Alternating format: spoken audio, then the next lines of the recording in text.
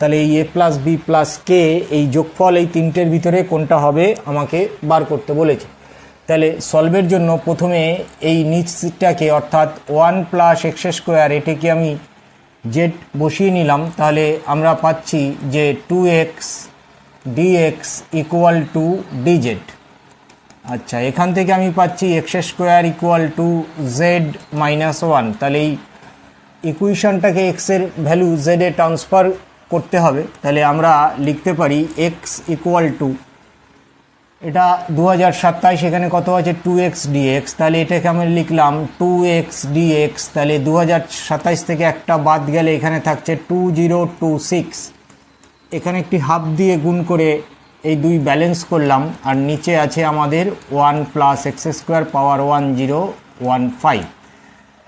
তাহলে dx 2x dx এর জায়গায় তো dz লিখতে পারবো, আর 1 প্লাস এক্স স্কোয়ারের জায়গায় জেড লিখতে পারবো। এখানে কত আছে x square equal to z minus 1। তাহলে এই 2026টাকে in term of x square রূপে যদি লিখি তাহলে এটি 2026, এটি আমরা লিখতে পারি এক্স স্কোয়ার পাওয়ার 1013।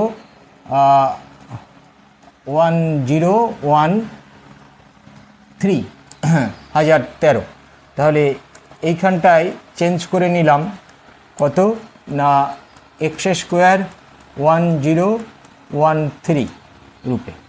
তাহলে আমার পরিবর্তিত ইন্টিগ্রেশনটা কি দাঁড়াচ্ছে, এবার ভ্যালুগুলো পুট করলে আমি পাচ্ছি যে এক্স স্কোয়ারের জায়গায় আমরা লিখব জেড মাইনাস 1। তাহলে দ্যাট ইজ জেড মাইনাস 1 এর পাওয়ার কত যে 1013। 2x dx এর জায়গায় বেরিয়েছে dz, আমি লিখলাম dz, আর 1 প্লাস এক্স স্কোয়ার আমরা জেড ধরেছি, তাহলে এটি Z two the power 1 plus 15। তাহলে নেক্সট লাইন কি হচ্ছে, এটি তোমার হাফ ইন্টিগ্রেশন। এখানে দেখো পাওয়ারে কত আছে Z two the power Z minus 1 পাওয়ার 1013, এটি জেড টু দি পাওয়ার 1015। তাহলে এটিকে এর সাথে সিমিলিয়ার পাওয়ারে যদি আমি লিখি তাহলে এটি হচ্ছে আমাদের জেড মাইনাস 1 1013, আর এটি তোমার জেড পাওয়ার 1013, এটি dz ডিভাইড জেড স্কোয়ার। তাহলে এখন এর সুবিধাটা কি, এই জেড মাইনাস 1-এর জায়গায় ভিতরে ব্র্যাকেটটা আমি ওটা দিয়ে দিতে পারি। তাহলে নেক্সট কোথায় হচ্ছে, এখান থেকে এটি আমাদের হাফ, আর এটি ভিতরে চলে গেলে এটি 1 minus 1 upon z power 1013 dz by z square. তাহলে এই যাবৎ আমাদের যে ট্রান্সফরমেশন আমরা ইউজ করেছি, আমরা x square plus 1 equal to Z লিখেছিলাম, এটি আমাদের লেখা হয়েছে আগে। তাহলে জেডের ভ্যালু এখান থেকে পাওয়া যাবে। তাহলে বেশ, এবার পুট করব নেক্সট একটি। দেখো এইটা কত আছে, এটি দিস ইজ সেভ ফর আমরা ডিইউ এর জন্য সেভ করে রেখে দিলাম, সেভ ফর ডিইউ, অর্থাৎ একটা নতুন ভেরিয়েবল ধরবো। তাহলে আমরা যদি পুট করি যে 1 minus 1 upon Z something you put করলাম, তাহলে এটি কত হচ্ছে আমাদের dz divide z square equal to du. Okay, তাহলে this is half of integration. এর জায়গায় আমরা লিখব ডিইউ, আর এই ভ্যালুটা আমরা জেড ধরেছি, তাহলে ইউ টু দি পাওয়ার 1013। ওকে, আর এটি আমাদের কত ডিইউ এর সাথে সমান আছে। তাহলে কি পাওয়া গেল যে half integration u power 1013 of d u. এখানে কি ট্রান্সফরমেশন এ যাবৎ হয়ে কি এসেছে, আমরা ইউ সমান ধরেছি 1 মাইনাস 1 আপন জেড।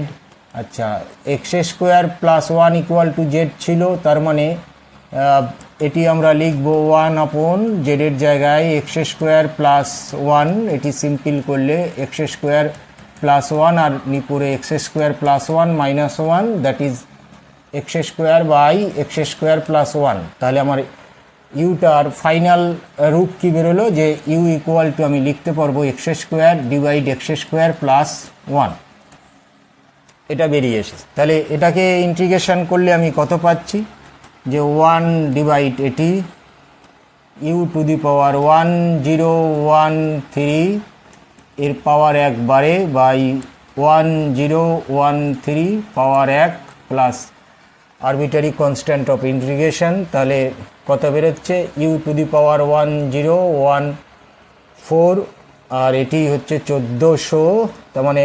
2028। ওকে, তাহলে ইউ এর মান আমি লিখব, তাহলে এটি আমাদের বেরিয়েছে 2028 সাল, আর এটা তোমার এক্স স্কোয়ার প্লাস 1 ইউ এর ভ্যালু, এর মাথায় পাওয়ার 1014 প্লাস সি।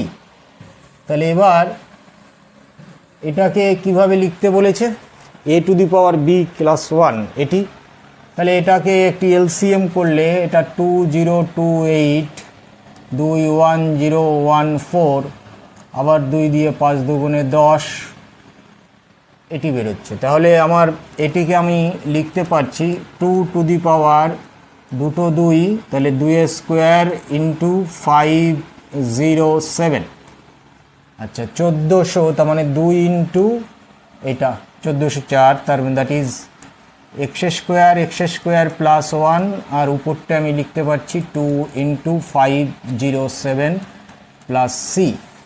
তাহলে এবার দেখো এটা এ টু দি পাওয়ার বি, তাহলে অতএব a to the power b into k আমরা পাচ্ছি যে 2 to the power 2 square into 507, তাহলে আমি লিখতে পারছি আমার এ সমান 2, বি সমান 2 আর কে ইকুয়াল টু 507। এখানে কত আছে এ কে ইকুয়ালটি দেখো 2 ইন্টু কে 507, তাহলে দুটো ইকুয়েশনই সিদ্ধ হচ্ছে। তাহলে আমরা ফাইনালি যেটা পাচ্ছি এর ভ্যালু 1, বি এর ভ্যালু, এর ভ্যালু 2, বি এর ভ্যালু 2, কে এর ভ্যালু 507, তাহলে এ প্লাস বি প্লাস কে, তার মানে 2 প্লাস 2 প্লাস 507, তাহলে এটি হচ্ছে আমাদের আনসার 511। তাহলে এ প্লাস বি প্লাস কে আনসার 511।